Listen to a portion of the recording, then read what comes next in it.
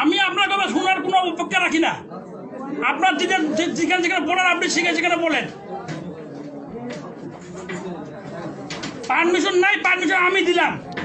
আল্লাহু আকবার। যে মাহবুব কনসুল মাহবুব পারমিশন দিছে ওয়াজ মাহফিল করার জন্য। আর কোনো সমস্যা আছে? আমি ওই সাহেবের সঙ্গে কথা বলতে যাবো না। ওসি হলে মালাউন, উনি হলে জাহান্নামী। আমি হলো মুসলমান, আমাকে মরতে হবে, আমাকে ইসলামের দিন চিন্তা করে রাখতে হবে। ঠিক। আমজনতার আত্মার খোরাক এগুলো বলেন। জি বলেন। কিসে আছে বর্তমান পুলিশ নেই। হ্যাঁ। আরে ভাই আপনি বাদ দেন স্যার, ওগুলো বাদ দেন তো।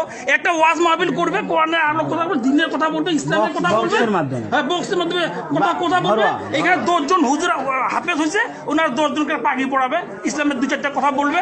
তাই বলি কি একদম মানে কি প্রধানমন্ত্রীর পারমিশন না লাগবে নাকি?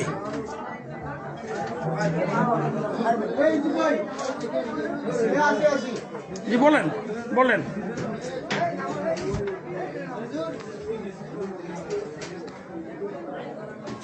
পক্ষ বিপক্ষ বুঝি না, আপনি ফোন দিয়েছেন, আপনার ব্যাপারে অনেক ওরা খারাপ বললো, ওই জন্য আপনাকে আমি রিপ্লাই করে কথা বলতেছি আর কি। এখন যদি আপনি যদি বলেন আপনি এখন এখানে আইসি দায়িত্বে আছেন, আইসি নাই এখন, আপনি এখন আইসি দায়িত্বে আছেন, এখন আপনি আইসি দায়িত্বে আছেন, এবার আপনি বলাটা আপনার দায়িত্ব, ঠিক আছে, এই হিসাবে আপনি বলছেন, ঠিক আছে। হ্যাঁ, কিন্তু কথা হলো এনারা তো কোনো গন্ডগোল করবে না, এনারা ওয়াজ করবে। হিন্দুরা যদি পূজা করতে পারে, মন্দিরে মন্দিরে করতে পারে, তা আমরা মুসলমান আমরা একটা ওয়াজ করতে পারি না, ইসলাম যাচাই করতে পারি না।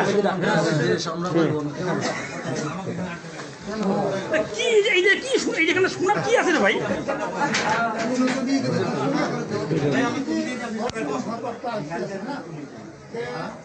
আপনি আপনার চাকরি থাকেন, আমি আমার যেটা বলার সেটা আমি বলে দিলাম, ঠিক আছে। এই